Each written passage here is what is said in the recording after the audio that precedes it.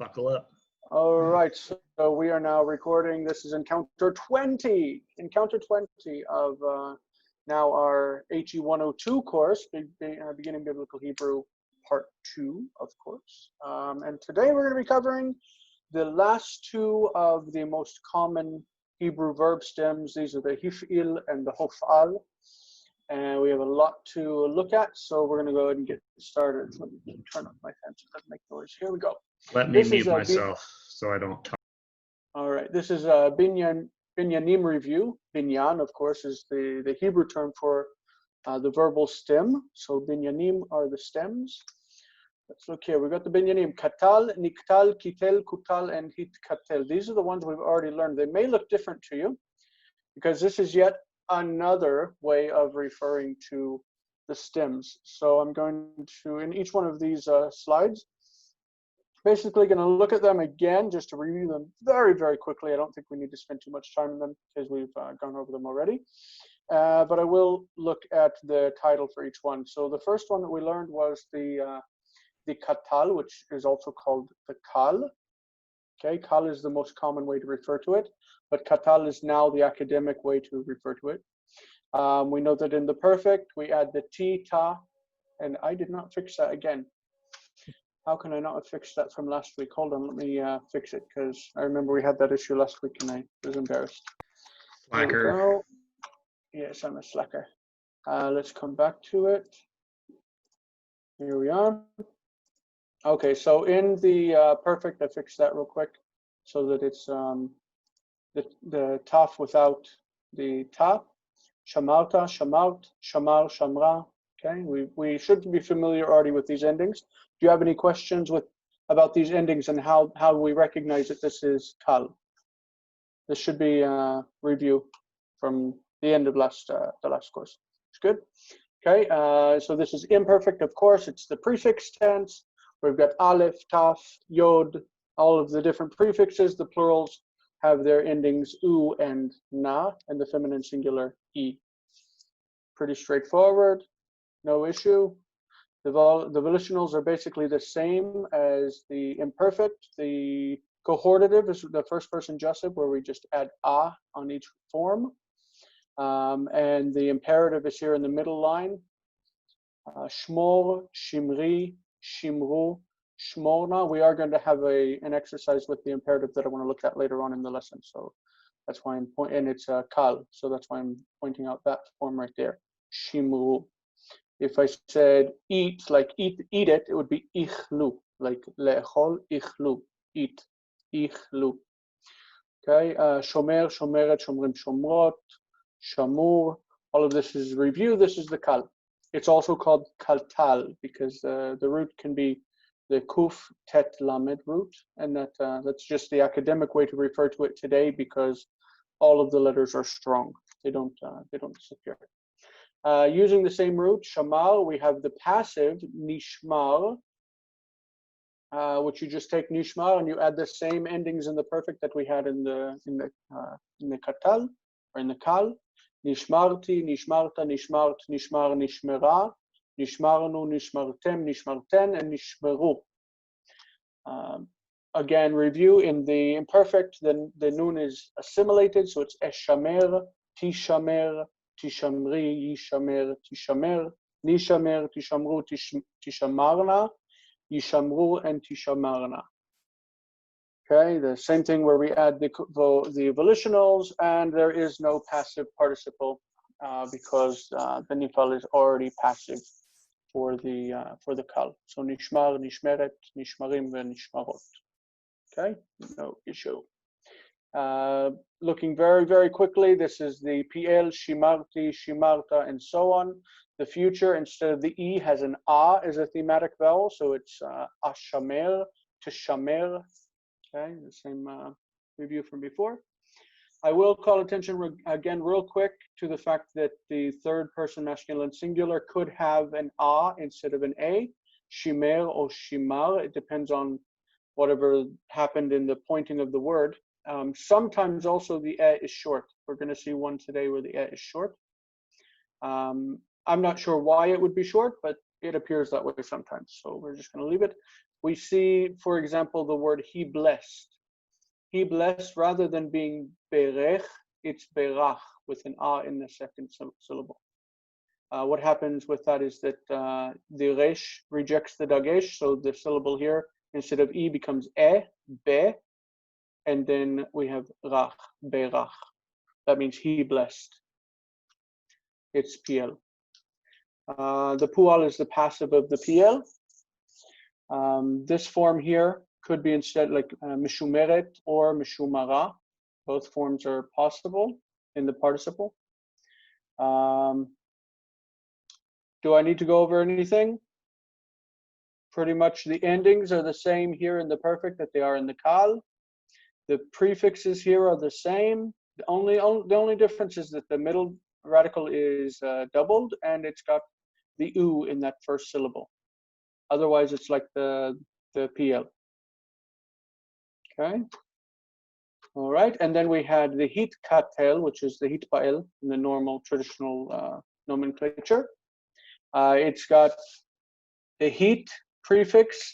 Doesn't show up really well in this root because when there's a sheen and a taf, there's a metathesis where they trade places. So instead of heat shamarti, it's hish tamarti. They trade places, the S and the T. Okay, you got that right? That's from the book. Okay.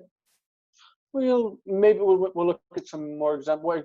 I pulled up some examples last week, but maybe we'll take some time to look at them more deeply later on, because there are some verbs that it's important to notice.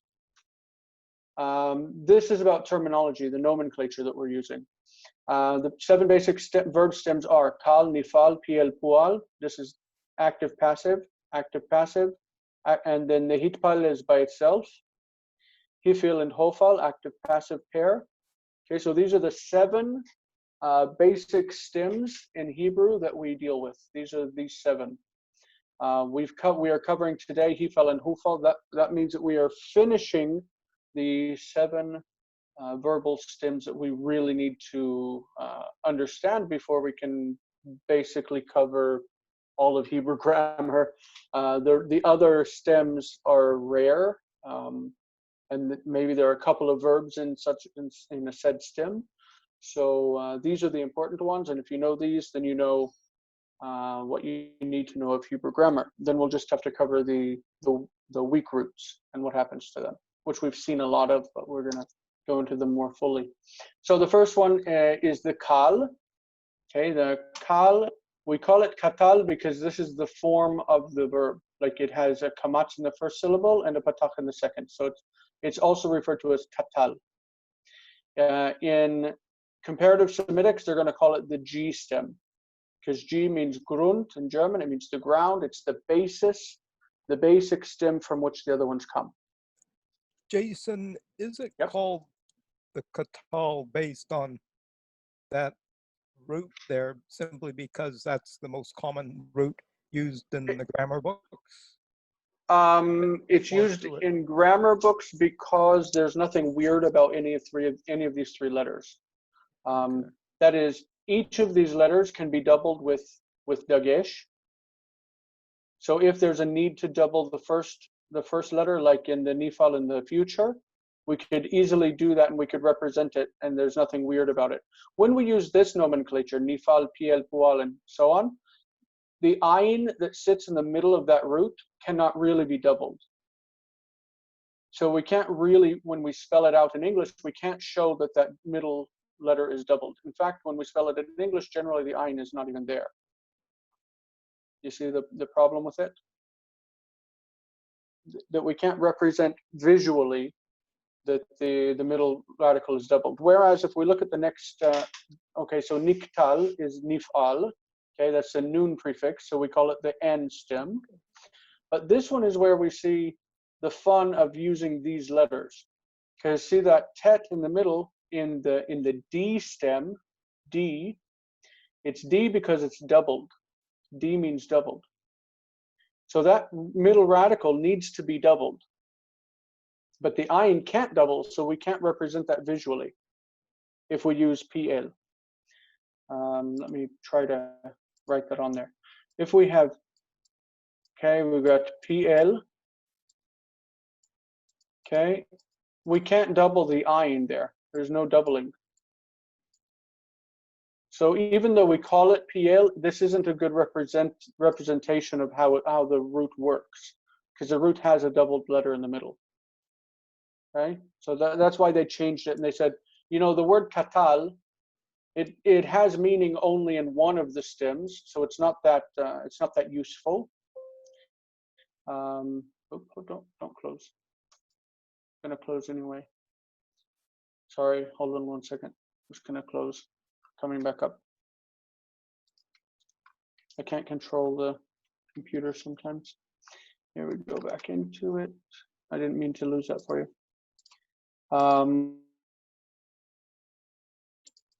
Okay, so basically they needed a root that didn't have meaning in all of the stems so that they could just take those letters and use them as an example. There is no kitel. This word doesn't exist. Kitel doesn't exist. It doesn't mean anything. So they just chose the letters because you can double them. They don't reject dagesh. They don't behave strangely. They don't drop out. And that way we can just represent exactly what the pattern is, the standard pattern is supposed to look like. So the D stem is because it's doubled in the middle. The D, again, is doubling, and P means passive. So the doubled passive means in Hebrew kutal. It's doubled in the middle, and it's kutal. That's the pattern. Make sense? In this group of doubled middle radicals is also the hit D, the HTD stem, D, again, because it's doubled, and HT, because there's a hit prefix that's added to it. Okay, this is just, it's a nomenclature that allows us to talk not only about the verbs in Hebrew, but also the verbs in Aramaic and the verbs in Akkadian and Ugaritic. All of them have these types of patterns. So it's easier to refer to them as the G stem than to the specific vowel patterns that happen in each language. And the ones that we're covering today are called the H stem. The H is for Hifil, and the HP is for Hifil passive, which is Hofal or Hofal. Hofal and Hofal are the same. Like you can find verbs that sometimes are written with O and sometimes are written with U, and they mean the same thing. But Hiktil is generally the causative stem, and we're going to look at some examples of that today. Okay, so here we go. I pulled this quote from Lesueur's Handbook of Biblical Hebrew, and I thought it was a nice quote for looking at for generalizing the H stem, which is the Hifil. The fundamental idea of the H stem is causative, okay, but it often has a declarative sense, like to pronounce someone just or to pronounce them guilty. If the G stem of a verb has a transitive meaning, okay, if it transfers action, the verb does something to something, the H stem normally takes two objects, that it causes something to do the same thing. If the G stem is intransitive, the H stem is often transitive. So to rise becomes to raise, to cause something to rise. And to lie down, is to cause something to lie down. To see is to show or to cause someone to see something. So the H passive is usually the passive of the H active. That's just how they act together. So looking at them, we've got our sixth and seventh verb stems, which we're going to look at real quick. So the stem is called Hifil, and if we use the QTL root, then it's Hiktil. Okay, the root that we're going to look at is the root Pakad, and in the infinitive construct, it's Lafkid, Hafkid. Infinitive absolute, Hafked, which also looks like the imperative. So we go. Hifkadati. Hifkadati. John, would you like to just read us through this paradigm, this table as it is? Start at like the 1 CS, go down this way and over, down. Okay, just read us through the paradigm, if you would. Okay, Hifkati, Hifkata, Hifkad,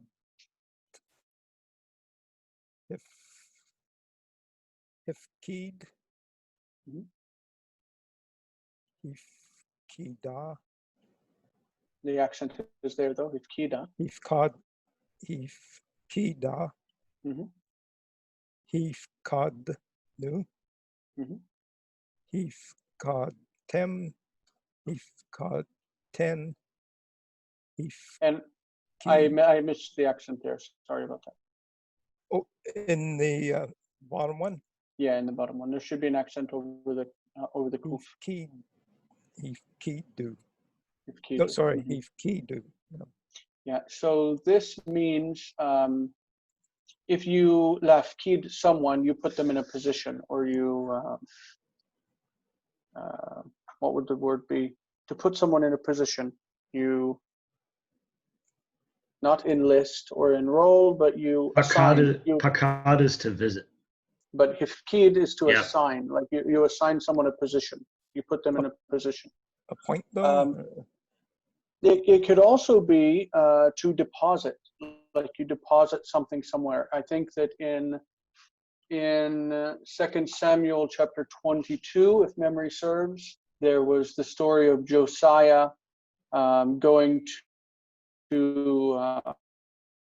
repair the temple that had been broken down. Like there were places in the temple that needed fixed, and he gathered money from the people, and he took the money and he deposited it in the house of God. I mean, he put it there, and it uses the word mufkadim, which is from this, like deposited, money that was put somewhere.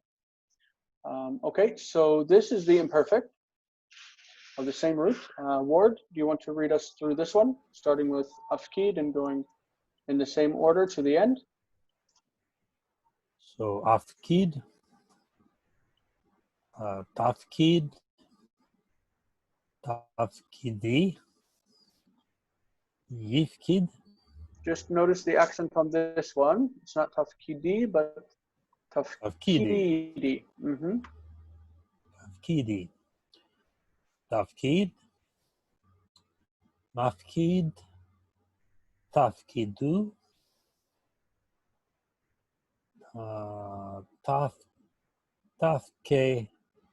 tafkedna. Right. I want to comment about this one really quickly. If we look at the other paradigm tables that we've already seen, if we have in this form an a quality vowel, a, then here we're going to have a. If we have here e or e, we're going to have here e. So yafkid, tafkedna. See, that's how we get that e sound from the e. Okay. Yifkidu. Yifkidu. But the vowel in the first syllable though is a. Oh, yaf. Mm-hmm. Yafkidu. Tafkedna. Brilliant, brilliant. Okay, so all of this should be pretty recognizable to us from the other forms that we've seen. Basically, in the Hifil, that H stem is swallowed up in everything outside of the past. In the future, it's going to be swallowed up by the prefix that we put on there. So it's like having ahafkid, but the ha just disappears and it's afkid. Okay, we're going to see later on. I'll show you some forms where we actually see the hey remaining by accident. There are a couple of places where the hey stays and it doesn't disappear. But for the most part, in the future, in the volitionals, in the participles, the hey of that stem is going to disappear. Okay, kind of like we do when we have the definite article. When you say habait, and then you say be habait, in the house, the hey disappears and it becomes ba bait. Ba bait means in the house. So it's the same thing here where the hey disappears when it's between the preformative and the form itself. Wow, we've got some scary stuff happening outside. They're doing big construction today, and it's 2:30 in the morning. Can you hear it? A No? little bit, a little bit. Not bad. Okay. It's not bad. The volitionals are going to be pretty much identical to the imperfects, where you're going to add your cohortative a onto the first person. The third person is going to have the reduction of the vowel. So yafkid becomes yafked, tafkid becomes tafked. This is like let him do it, let him appoint, and let her appoint. And the third person plural is exactly the same. The imperatives are a bit different. That is, the imperatives don't have a preformative, so they keep the hey. Hafked, hafkidi, hafkidu, hafkedna. Okay. Jonathan, do you want to read through all of these forms for us? Sure.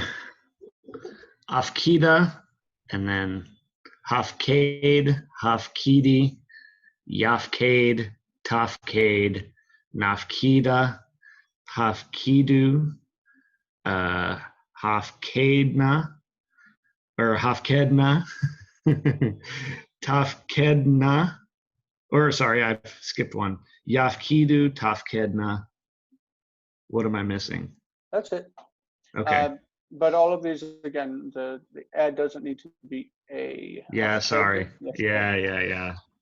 Okay, and these are the participles. There is no passive because we have the Hofal for the passive, so we don't need a passive participle in the Hifil. So mafkid, like yafkid, mafkid, and then you just add the endings mafkid, mafkida, mafkidim, mafkidot. Pretty simple. So then we're going into the Hofal. Now the Hofal for all of these forms, they could have O or they could have U. So hofkadti or hufkadti. They're both completely acceptable, and you're going to find them on the same word in different verses. And there's no rhyme or reason. Maybe an author said it a certain way and a different author said it another way. Don't interpret it as if there's any meaning difference. But for the sake of brevity, I wrote everything with the kamatz chatuf, with the short O, okay? And the U you can assume is there.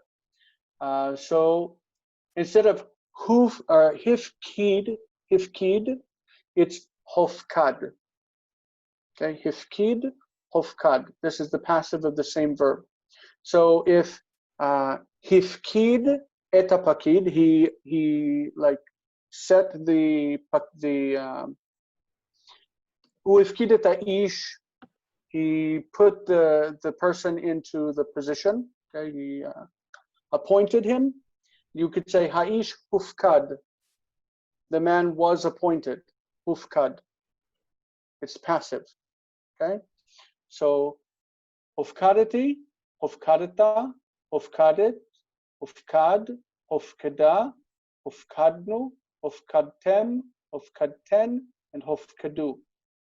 Okay. There's really nothing surprising because all of the endings are exactly the same as the other stems that we've learned.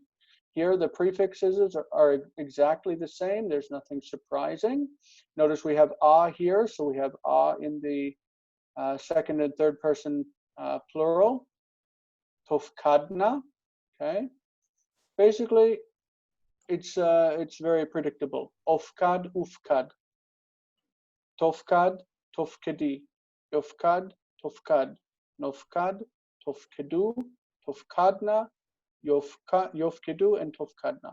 Very straightforward. There are no volitionals for this or passive. It's very, very simple. This is the word that I said that the money was deposited. It actually has the kibbutz, the three dots, mufkad, in the book of Samuel. Mufkad, mufkadim, mufkadot. But it's the same. Mufkad, mufkada, mufkadim, mufkadot. Straightforward, I think.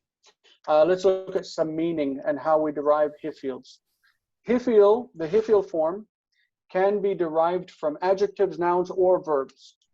Okay, they can take a root and make it a Hifil by putting it in that pattern. Hifil. So if the word katon means small, We can make the Hifil hiktin, and it means to make something small. Okay, like if somebody talks down to you and they treat you like a child, you could say "Ata maktinoti," you're making me small, you're making me feel small. Maktin. So you see the word katon, small, and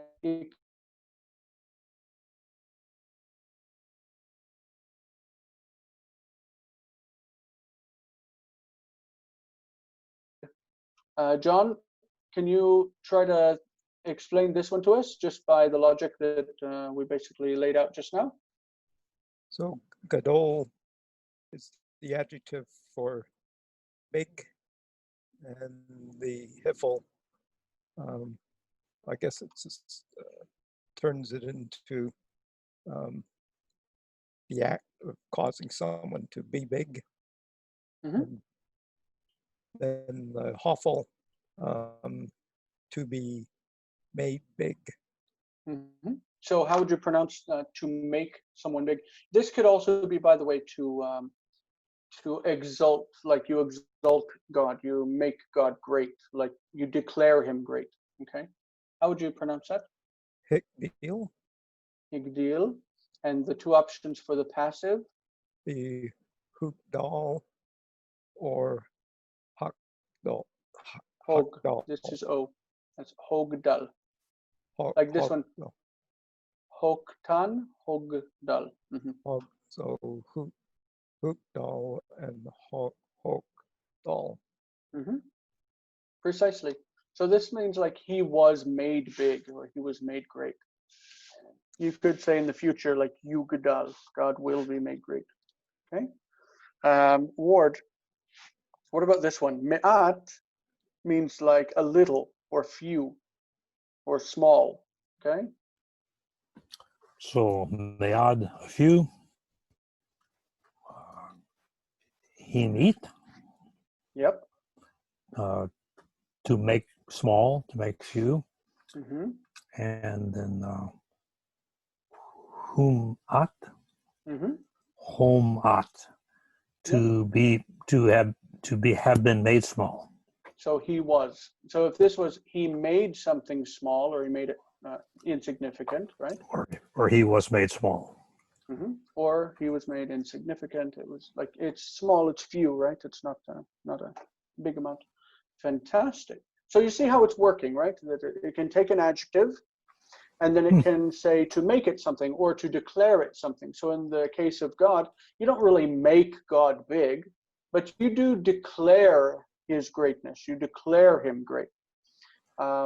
So it is with, if you have the adjective tzaddik. Tzaddik is righteous, right? You can say, or you can say tzodek. Tzodek is correct or right. So hitzdik.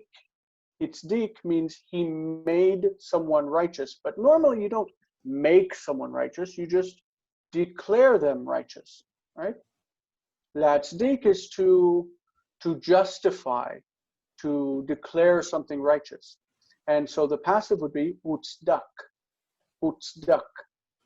Like he was made righteous, or he was declared righteous, declared just. So this mm-hmm. Would these then, the three we're looking at here, would those then be considered three Hifil verbs? The column in the middle is Hifil, yes. So you could look that up in the lexicon. If you look up the root, the root here, katan, that's the basic root, it will give you the Hifil as hiktin. Oh, okay. Mm-hmm. If you look up like Gimel Dalet Lamed, it will give you Higdil as a Hifil. Okay. You'll have to look at it in a different entry from the adjectives, because the adjectives will be listed by themselves, and then it will give them as a verbal root. It's the same root, but it's used as a verb. Okay. Oh, Jonathan, I don't want to punish you with this one because. I was going to say, are you going to call on me for this one? Actually, all of us are missing hair except for you, so shut up. I'll cover this one then. I'll cover this one. So the adjective for bald, a bald person in the Bible, is kireach. Kerach is bald. It's also a word that we use today. It's kerach is how you say someone's bald. But we don't have a word that means make someone bald. We just say to go bald, to become bald is hikriach. Hikriach means to go bald. So there is no passive for this because obviously you don't say I was gone bald. There's no passive, right? So just you can say in the present, ani makriach. Ani makriach means I'm going bald. Okay. You It's will from the be word soon. kriach. You just wait. You just Stop. I need a haircut. Okay, so the next word is from the word healthy. Jonathan, maybe you can explain that one for us a little bit. Bari well, is this a verb or an adjective? This is an adjective. Bari and then hivri, to cause to be healthy or to be made healthy or to get healthy. Yeah, And so apparently there's nothing else. Just like hikriach, Isn't bari also fat? we have the Genesis account of Pharaoh's dream of the fat cows, it does use the word bari for meaning portly, chubby, fat, and that makes sense. It does make sense that to be healthy you need to have weight. If you're too skinny, it's because you don't have food, right? It used to be. Nowadays it's because of exercise and diet and taking care of yourself. But if you were sick, then you wanted to lehavri. Lehavri is to become healthy. So if you are sick, you wish that someone will lehavri very fast. Lehavri. Okay, so that's the word for get healthy from bari. This is hifil. Hifil, ivri. Okay. Stringent, chamur. This is what we say when someone takes, like in Judaism, we have the Torah, the laws that are written in the 5 books of Moses. And if somebody takes them very strictly, you could say that the law is stringent. It's chamur. Okay, chamur is this idea of stringency. And to be stringent is echmir. Echmir, lachmir. So he is very stringent in his keeping of the law. Hu machmir. He makes things more difficult. Okay, that's the idea in Hebrew that you take it and you make it more difficult. It's the opposite of lax or easy. So the passive would be uchmar, like the law was made more stringent, or it could be ochomar. So ocho or uch could be either one. It's the same thing. That this is the o, and the chet just doesn't want the silent shva, so it takes the vocal shva that matches that, which is o. Ochomar. Okay. The next one, John, you want to run through that one for us? Maybe you know the word cherem. We might have seen it before. Not that I remember, but cherem.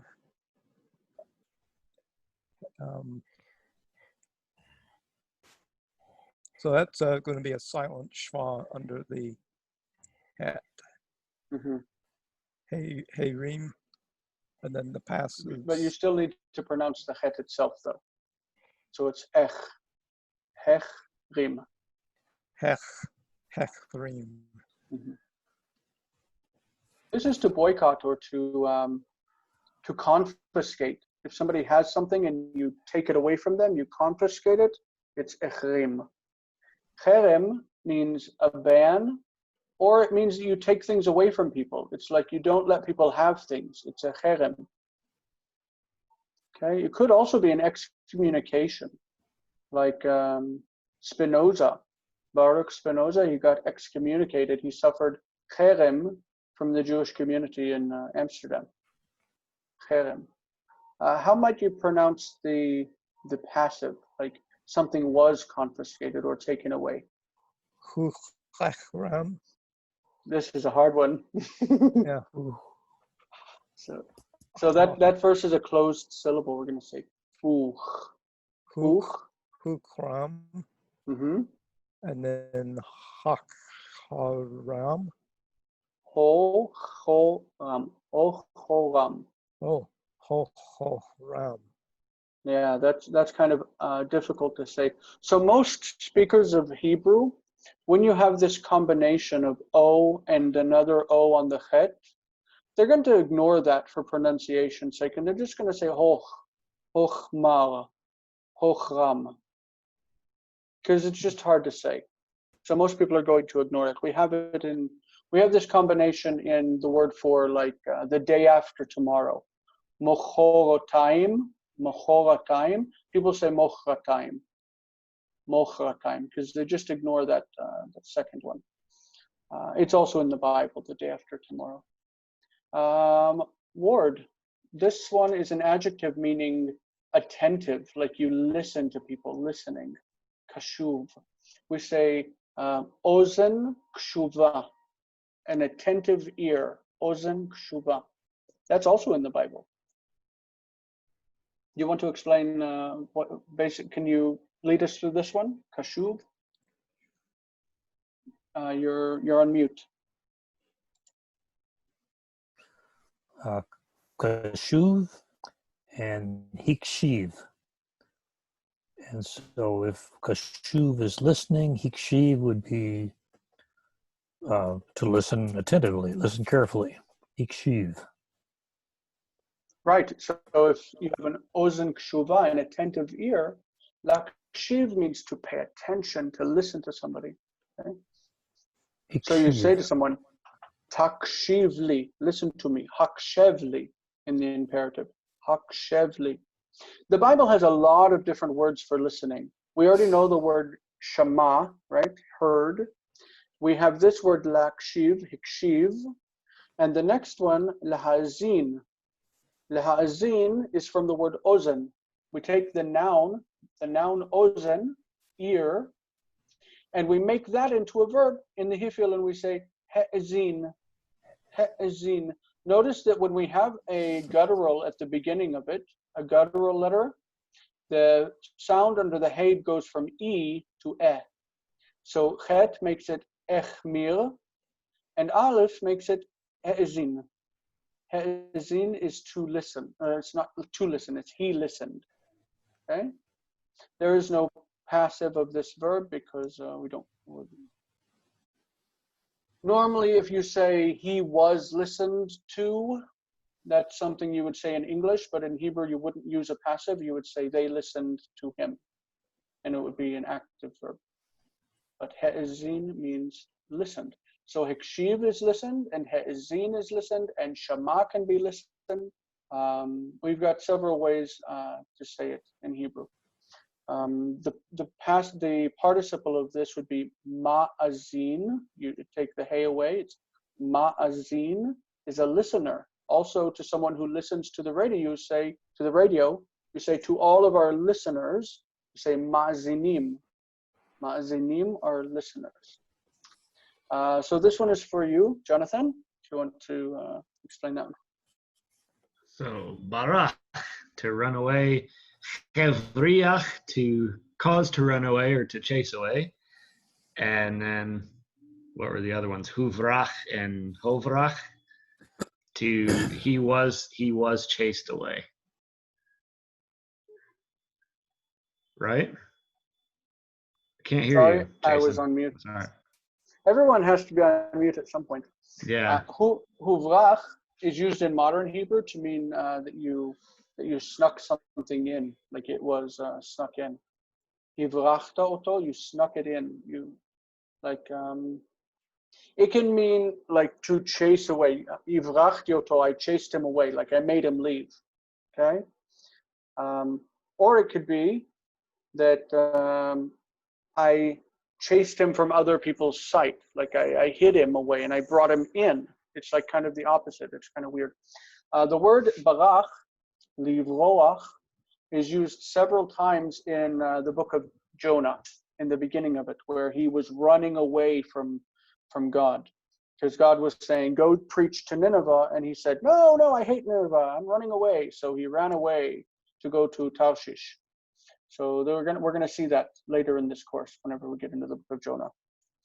All right, but we won't see lavriach yet, but it is in the Bible also, to chase away. John, we've got the word for swear. He swore, nishba. Nishva, Hishvi, oh, sorry, Hishvia, Yes, yes, ishbia. and then Hushva and Hoshva. Hoshva. Oh, these Hoshba. are all hard bets. I've been saying v rather than b. Yeah. So to swear, can you think of what that means exactly? What's the difference between nishba and ishbia? What could be the difference there?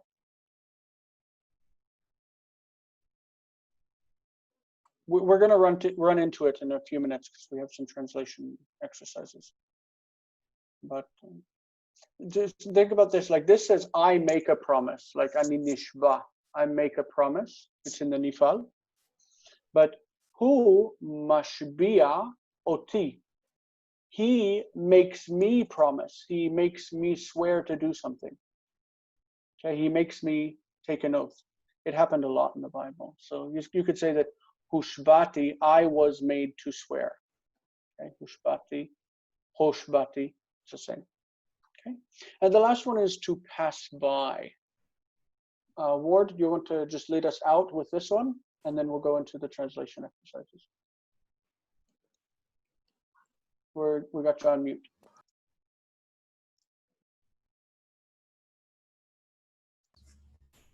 Okay. Try again. There you go. Okay. Hi. Avar, pass by. He'evir, hu avar, ho avar. Yeah, so this one really is used a lot today, huaval. We don't really hear anyone say moval, but huaval is used a lot. Okay, so this can mean, like, imagine this in the concept of trans, like across, like you transfer, okay? You pass from one place to another. This one would be you pass something from somewhere. So you can bring something from there to here. You make it pass from here to there. So we were doing at the top, we were doing like an adjective, and here we're doing call, correct? Yep. Yeah. And this one is from Nifal here. Right. So we've seen in these examples that you can take adjectives and turn them into Hifil verbs. Not you, but the language can. When you learn Hebrew better, you'll be able to do it. You can take nouns, like an ear. An ear is a noun, ozen, and you can turn those into Hifil verbs. And you can take verbs of other stems, like barach and nishba and aval, and turn them into Hifil stems. So Hifils can be made out of all the other parts of speech. And to me, Hifil is the best of these stems. I really, really like Hifil verbs. They're very, very well used. They're very flexible. So we're going to look at a few of them in our translation. Basically, I pulled 9 sentences out of the next chapter, so that we'll look at them and it'll help you to read the next chapter whenever you start to read. So number 1, I'll go ahead and tackle it because I want to. Vayikra Yaakov el banav, vayomer he'asfu. This is imperative. He'asfu va'asapra lachem et asher yikra etchem ba'acharit hayamim. Acharit hayamim is a frozen expression meaning the end of days.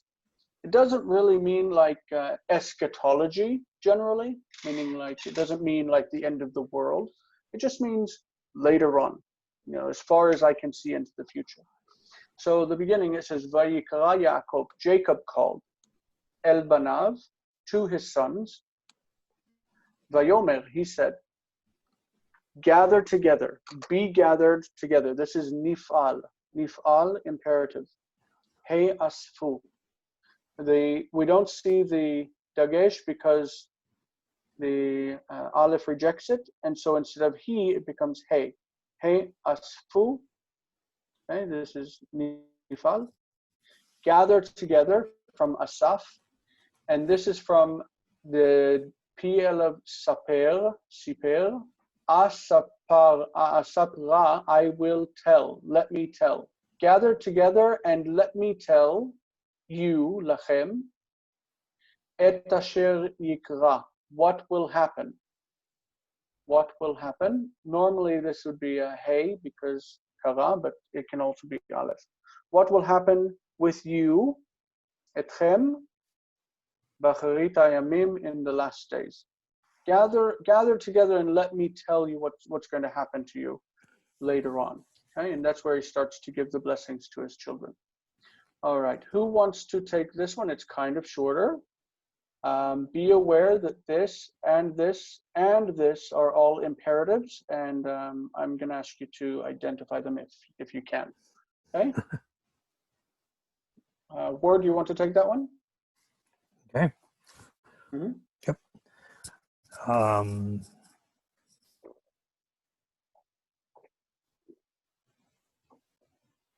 Hikozu. No, it's hikazu. With the v, Hikav. Hikav. Hikavsu. su, with a Su. with a ts. Su. So let's spell this out a little bit. Hitkav. Of su. Ikavtsu. Mm-hmm. Okay, I was trying to double the Q there, I guess, or the kof. Hitkavsu. Mm-hmm. Veshimu. Mm-hmm. B'nei Yaakov. Mm-hmm. Va Shimu. Shimu. El Yisrael Avehim. Mm-hmm. Avichem. So Hitkavu would be Ikavtsu. that's Nifil. It's Hitkavsu. nifal. Yes, it's nifal. How do you know? The I point at the Hirek underneath Jason the told hay. us. It's the Hirek underneath the hay, the Dagesh in the Kof, and the Kamatz underneath it. So those Great. combination of those three. Beautiful. And that Dagesh represents the letter nun that's been assimilated, right? Mm-hmm. If this were a guttural letter and it rejected that Dagesh, of course, this chirik would become sere, right? So hikavtsu is the exact same form as he asfu. Okay, it's got the kamatz, it's got the shva, the u, kamatz, shva, the u, but the dagesh has been rejected and the chirik lengthened to tsere, right? So these are the same forms with different roots. This root is kavatz, this root is asaf, gathered together. And this also means we gathered together. It's the same basic meaning. Okay, what's this one here? Veshamu, that's an imperative for the call imperative, isn't it? Call imperative, exactly. So let's think of how we get the imperatives real quick. I'm sorry to drag it out, but well, that's kind of, I assume that's Yishamu or you Tishamu. You listen, and the yeah. T, So the was future dropped off. for the kal is just Very good. tishmeu, and the taf drops off. That's how you form the imperative. So tishmeu. My sons. Mm-hmm. When you drop this off, the taf, you have she'meu. You can't have two vocal shvas together, so the first one becomes chirik, shim'u. Mm-hmm.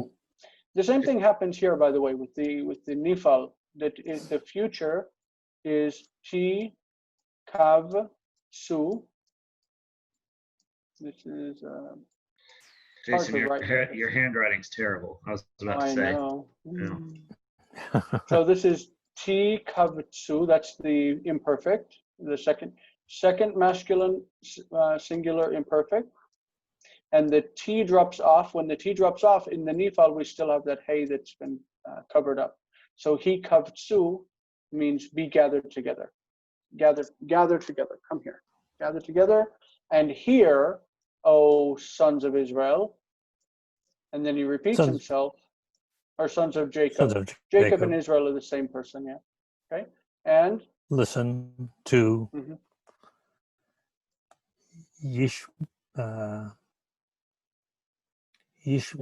listen to Israel. Israel. He's Israel. Oh yeah, for some reason that's making it harder. As fathers. Yeah. No, it's one father. Your father. Your father. So gather together and hear, O sons of Jacob, and hear and listen to Israel, your father. Okay, brilliant. This one is taken from the blessings that that Israel made over his children. I've arranged it this way so that you can see that there's these ones are aligned, and these ones are aligned here. We talked about that whenever we went over Psalm 121, remember, where we talked about, I will lift up my eyes to the hills. And Hebrew poetry is generally aligned down the right side of the page and then spaced over so that it's aligned also on the left side of the page. So I've closed these in brackets so that you can see that they're lined up on both sides. Poetry is a bit more difficult, but we're going to, in the next chapter, look at some poetry because of the blessings. We're not going to get into all of it. I don't think that I'll require you to read all of the chapter because it's kind of difficult, but I'll send you which verses we want to go over specifically. The good thing is that we do have 2 weeks with the next chapter, and then 2 weeks with the chapter after that. So we're not in the workbook. We're not going to be limited to time. So number 3, I don't know if you want to tackle it, John. Do you want to deal with it, or there's a lot of words there I don't recognize. So maybe if you take out your workbook, maybe they have glosses on some of them. Let's take a look.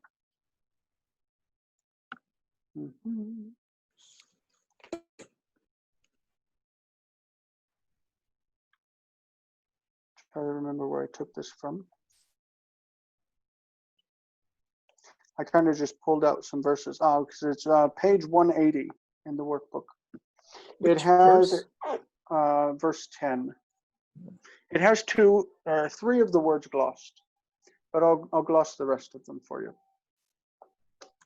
It actually is it's a well-known verse, which is why I pulled it, because it's something that you know from theology, I'm sure. So let's gloss this word real quick. This is from sur, which is to turn aside. In this case, it means fail, like not be there, like he'll turn aside, like be gone. And it's the imperfect, that's yasul. It's a middle week. This one is glossed in the book. Okay, it's glossed. This one is also glossed in the book. Let's see, shevet means tribe, or in this case, it means the scepter of rulership, scepter. Okay, from between his legs. Yavo means he will come, and this is Shiloh. Shiloh, you can read it as a proper name. Okay, and I think that's all that we need from that. Maybe let's try to read through it, and then we'll talk about what it means. Okay. Lo savur shevet mihuda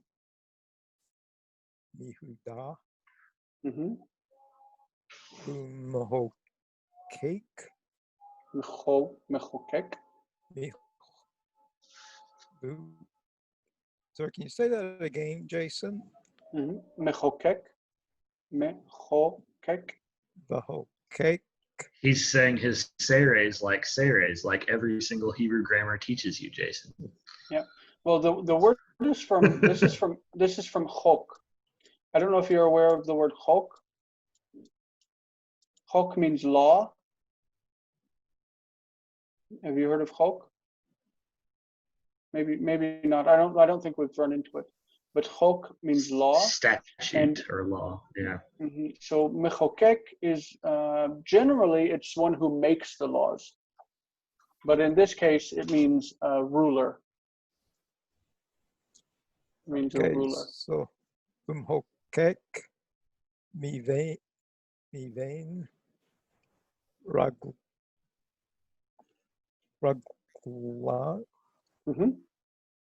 Yeah, raglav. I'm trying to figure out what's going on at the end there. Yeah, this ending is av. Okay. And it means of him.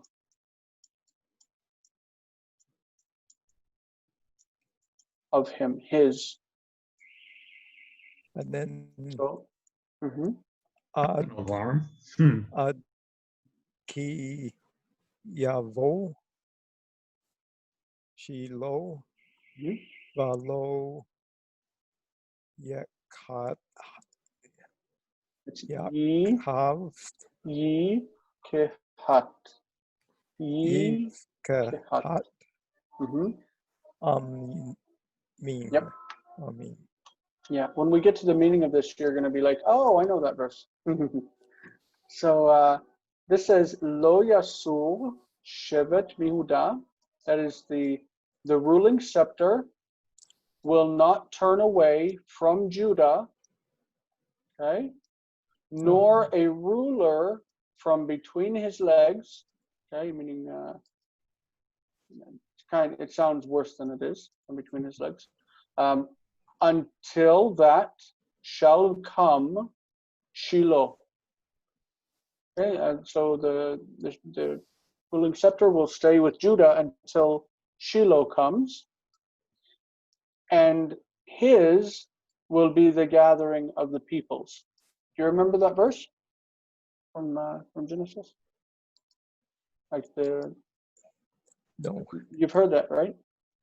don't remember it, but I mean, I've heard it, but don't remember. So you can see now by looking at it, that's a little more complicated than what it sounds in English. Yes. because it's poetry / prophecy. Prophecy and poetry basically take the same form in Hebrew. You'll notice that there is no rhyme scheme. The Yehuda does not rhyme with Shiloh, and it doesn't rhyme with Raglav, and it doesn't rhyme with Amim. Hebrew poetry doesn't depend on rhyming or on meter. It depends more on the arrangement of words. So in this case, Shevet is here, Shevet Mihuda, and Mechokek are basically parallel that are placed in opposite places, in opposite positions. That's in the beginning of the verse and of the phrase. This is the end of the phrase. We're going to see parallelism and the shifting of positions of words, and that's how you determine poetry in Hebrew. It's not got anything to do with rhyme. So anyway, next. Beautiful, wonderful job. Jason, I'm going to have to depart, but I'll be back next week. I thank you for your participation and thank you for being here. I really, really appreciate it. Okay. We'll see you next week. Okay, bye. On Tuesday, I hope. Probably not Tuesday, but definitely Thursday. Okay, all right, so we'll see you on Thursday. See you, John. Okay, bye. Hi, John. All right, Jonathan, you want to grab number 4 here? I put the theoretical forms or the forms that led to these in braces so that we could look at them and explain them what's going on and how we got to the forms that we actually see in the Bible. All right. So Vayipol Yosef al Pnei Aviv Vayevch Vayech alav vayishak lo. So Joseph fell upon, well, the face of his father, and he wept upon him and he kissed him, I think. Yeah. So Okay. what do you make of the theoretical forms? Well, it would be yin pol, but the noon assimilates because it's a consonant cluster. Because And that so you get, noon likes to disappear, right? yep, because you got yipol, and that's still preserved in the dogish in the pay. Mm-hmm. Okay. Yep. The next one. Vayev, you have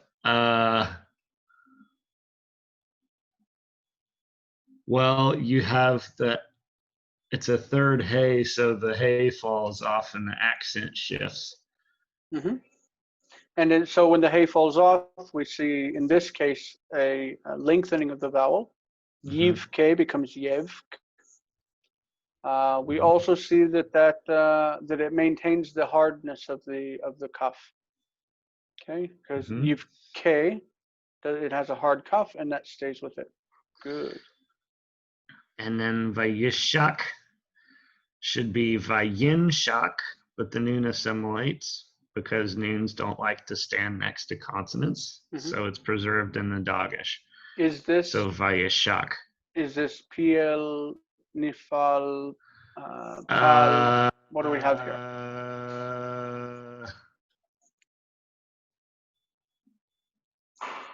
Well, that's a good question. It I looks. think you probably have read enough biblical Hebrew to know that there's also the form Vayinashek. Yes, and that's not this. But they both mean to kiss. Right, but so this isn't a nifal because they're right. Right. Yeah, so Vayinashek would be a nifal. No, it would be a PL. But Vayinashek. So it doesn't look like a call, but maybe it is. It is. It's a call. Yeah. Okay. Yin shak. That's a normal call with an atheme vowel. Vayishak. So Vayishak lo is the same as Vayinashek oto. He kissed him. Okay. Ward, do you want to tackle number 5? A long one. I'd like to ask a question here. Sure. Back in the first one here, Hifil, the noon is lost, and is that preserved in the dagesh in the yod or in the pay? In the pay. So we have the dagesh can double up. Yeah. The dagesh here in the yod is caused because of the vav consecutive. The pattern for vav consecutive is vav, patach, and then dagesh in the next letter. Okay. So if it's taf, vatipol, and shifel, vatipol, it's got the dagesh in the taf from this. If it's yod. My question really was, but there was a pre-existing dagesh, but that doesn't matter. Right. The dagesh here is because you have a silent shva. Silent shva, the beged kefet letter that follows will have dagesh lene, a weak dagesh. Okay. Dagesh kal, the soft one. So this dagesh that's in the pay here is not the same dagesh that's here. This is dagesh chazak, dagesh forte. It's a doubled letter because of the noon assimilation. So number 5, what do you think? Vayetzar. That's a vav. Vayetzav, yeah. Vayetzav Yosef et Ivadav. Dah. Av, Ivadav. avadav. What's it from? Even your hard questions, Jason. Var. That's Var a is to pass dalet. by. Well, this is Avad. Eved. Avad. Eved. Ooh. Evid, a servant, a slave. So avadav are plural because we've got the yod. Avadav, and it's his. The yod So his represents servants. plural. The yod represents the plural, and the vav represents his. So avadav, his slaves. So he commanded Joseph. Joseph commanded his slaves. It,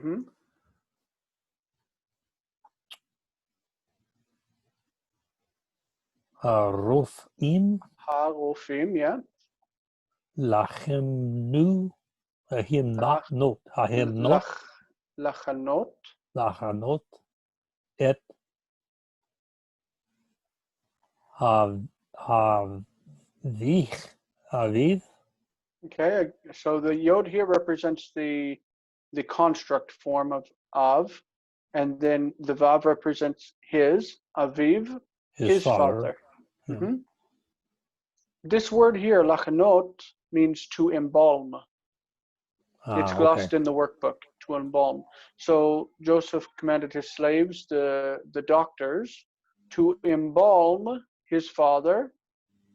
Vayahantu. Vayahantu. Harofim. Et Israel. So they embalmed the doctors. The doctors embalmed Israel.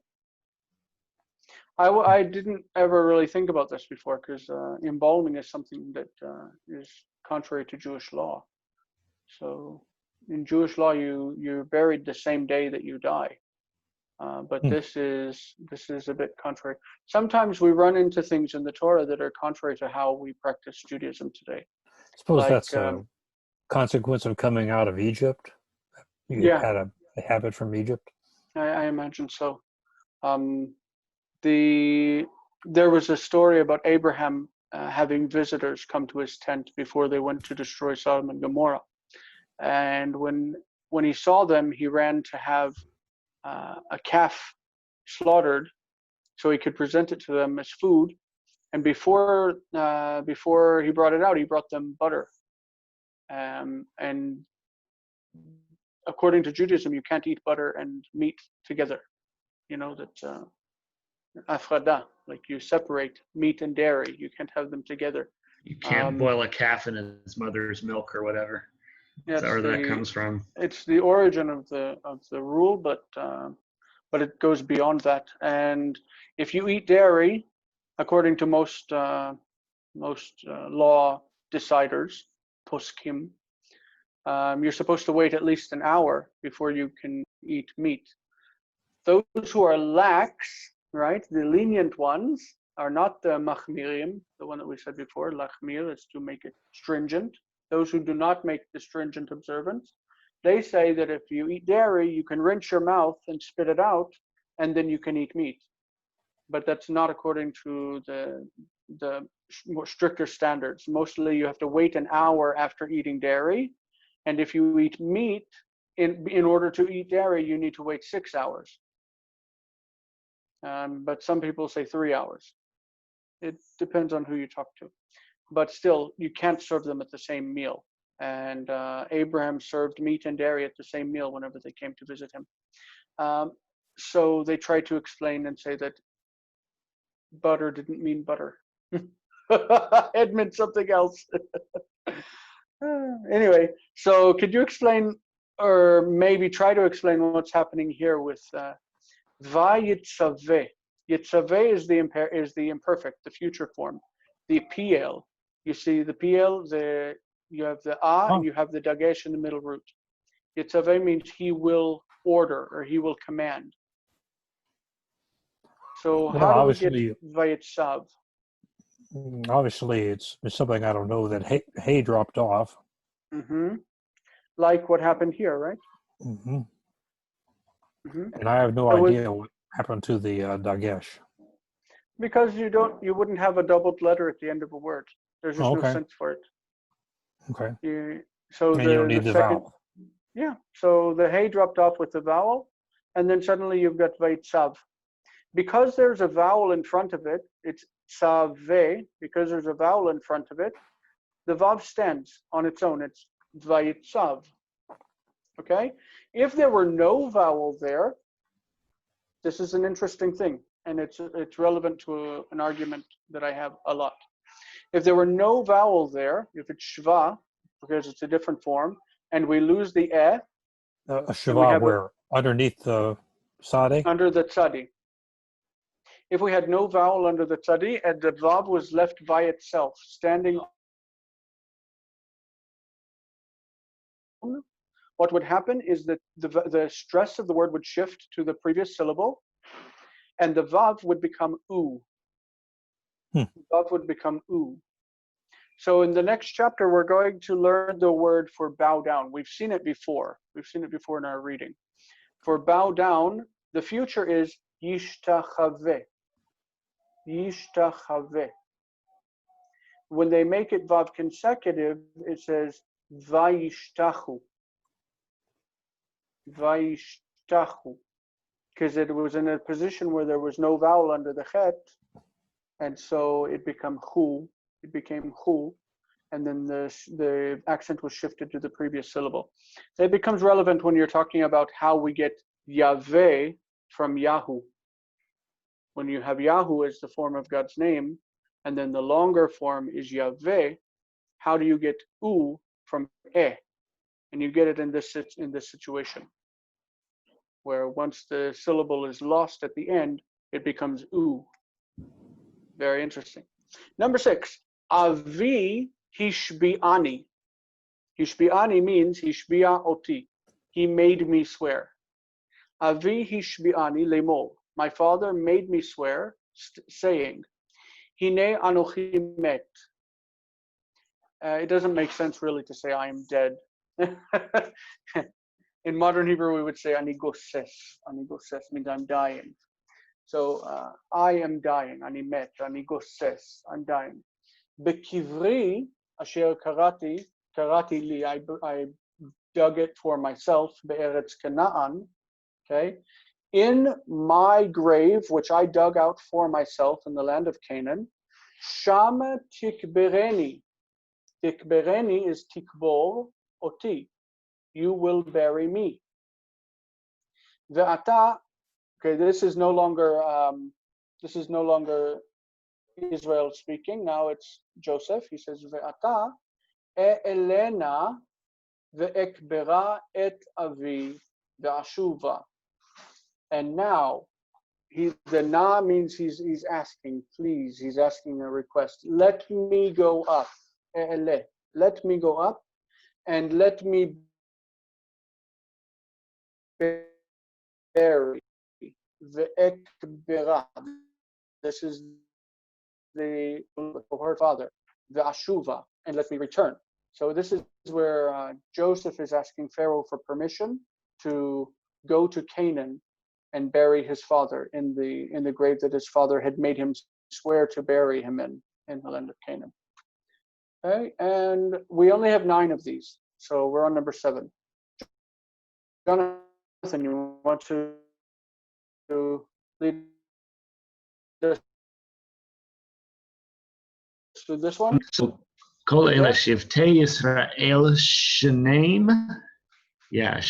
You're doing it. I think you're doing it on purpose now. I am doing it on purpose. I am doing it on purpose. And if you notice, everybody else is doing it on purpose, and you don't pick on them. Why do you just pick on me? Because you should know better. All right, Ashar. Vazot asher deber lahem avihem vayvarech.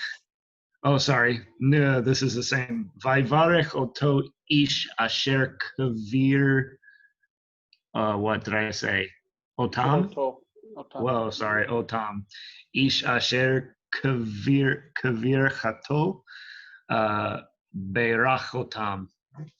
Okay, so I'd like you to, Berach, berach. while you're doing that, talk about diber and berach and their forms, if you could. Okay, so But go ahead and translate it and then talk about those. all of these tribes, I guess, all of these tribes So of, say all these are oh the yeah, tribes of okay. Israel. All of these are the tribes of Israel. Shanaim, Shanaim, Shanaim, Shanaim. 12? Yeah, 12. 12. Shanaim So Asar all these are are the the 12 tribes of 12 Israel. tribes of Israel. Uh-huh. And these, which, That's singular. I'm sorry, this, Mhm. this one, which speaks. So that's a, So this is also the subject. This is what he said. this is, all these null copulas. Mhm. So this is what he said. So that's deber. So there's a dogish and a second radical and an I class vowel underneath Uh-huh. and a heric. So it's a PL. Mhm. And deber only occurs in the PL as far as I'm aware. It's Yeah. not one of Well, those that are we related do. to the other stems. We have lochem in the kal as a participle, lochem, a fighter. We also have Oh yeah, we do dover. have the participle. That's right. Yeah.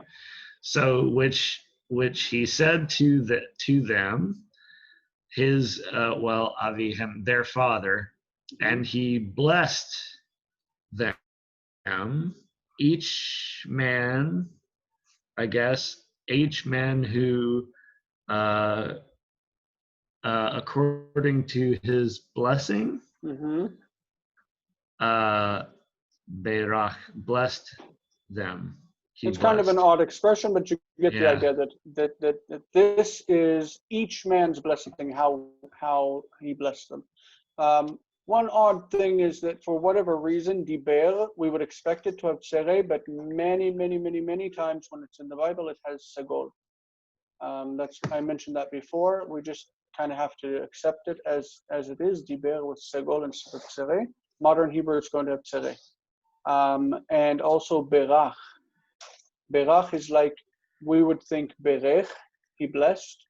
Like shilem, he paid, but we often see in the Bible shilam. Shilam means he paid, and berach means he blessed. Okay, for whatever reason, there's patach in that second syllable, and we should just accept that it's like that. Okay, I will take number 8, and then we'll close out the end with word taking number 9. Vayitzav, again, is the same yitzaveh with the missing hey. When the vav consecutive drops the hey, it's vayitzav. This is PL. Vayitzavotam, vayom alehem. It's missing the yod, but that's how it is in the Bible. Ani ne'esaf el ami. Ani ne'esaf el ami. I am being gathered to my people. This is his idea of I'm dying and my bones are going to be collected and taken to where my family's buried. Okay. And number 9 has an imperative. That's why I split this off. It's actually the same verse that I've divided up a weird way. That's why there's 2 et nachta. There's one here and one there from 2 separate verses, but I just joined them together. So you want to read this word? So, kivaru oti el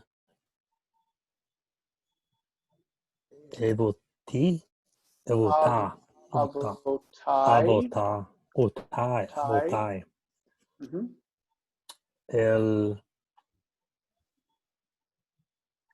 hameara Hameara. asher Hameara is hameara the cave.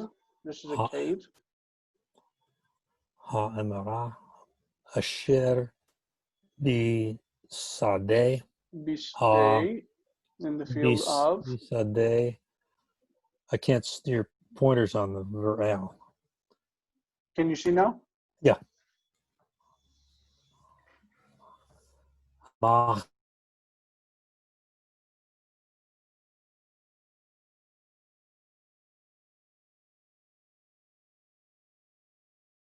Abraham bought a burial cave.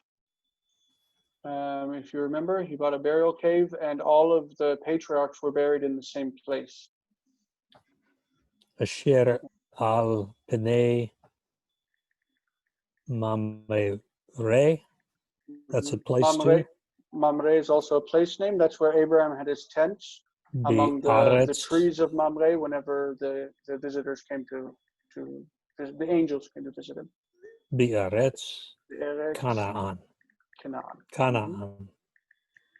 Okay. Kirat. That's like they took him. Take It's him. Kivru. Kivru. This is an imperative. Kivru oti. What's likbor? Kavar. I don't know Kiv. I don't know. Kivru oti, bury me. Bury me. Bury me. Bury me. Literally. With my fathers. Literally to my fathers. To my fathers. Bury me to my fathers means like bury me there, take me there to my fathers. That's Abraham. To the cave which is in the field of Mamre, Machpelah, which is in front which of is Mamre. by the face of Mamre in When the you say land of Canaan. upon the face of, you mean in front of, right? In front of, in right? front of Mamre. My brain is still going very literal here. That's all right. You'll get used to it, and then it'll start to make better sense to you as a language. That is all of the presentation. We are sitting now. We actually made it to an hour and a half just going over grammar and a few translation exercises. So the question is, Hayesh lecha she'elot o ksha'im, משהו שאתה רוצה שנדבר עליו?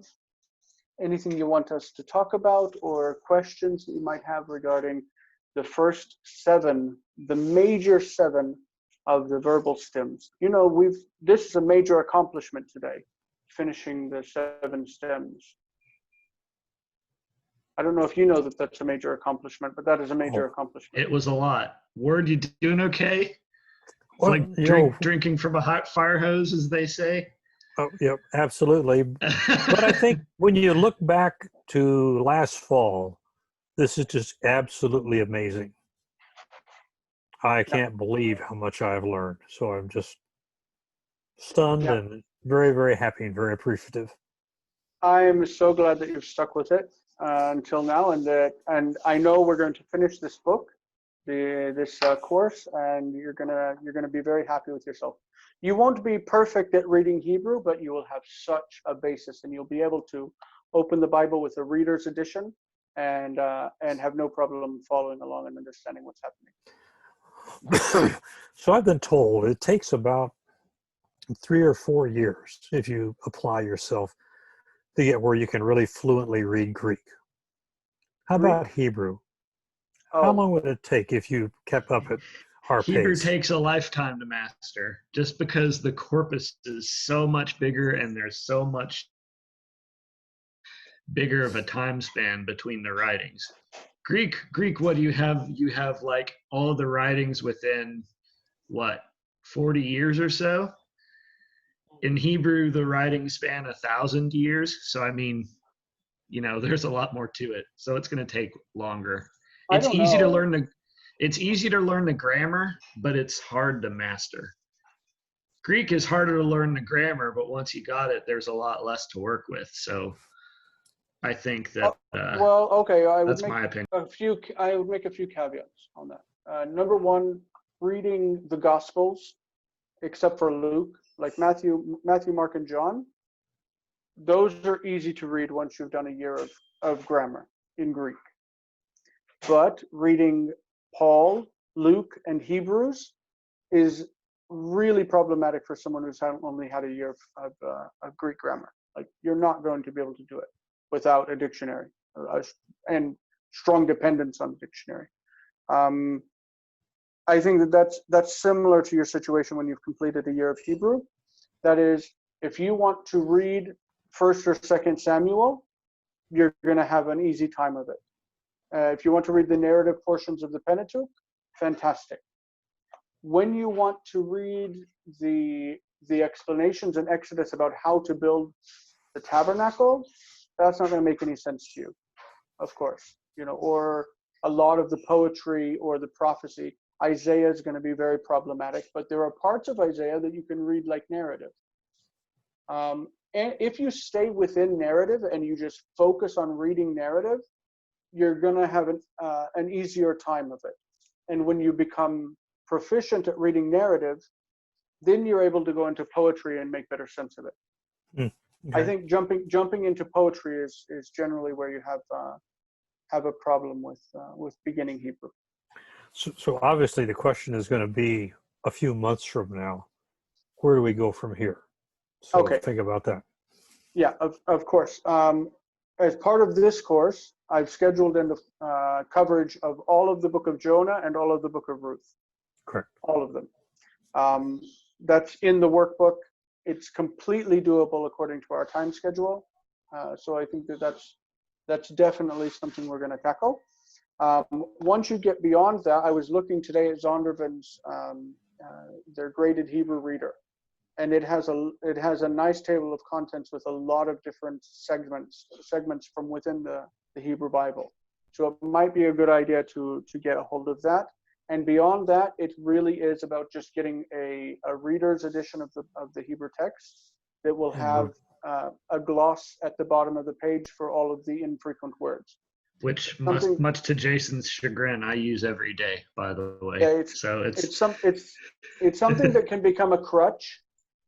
It can become a crutch if you depend on it, but it's a necessary step toward reading independently. It helps me learn vocabulary if I encounter it over and over again. Yeah. So. I have reader's editions. I have a reader's edition of the Septuagint, and I don't use it at all. I should, because I don't read enough Greek. But anyway, I'm going to stop the recording now, and if we have any other questions, we'll take them off air. So goodbye, YouTube viewers, and sign up and like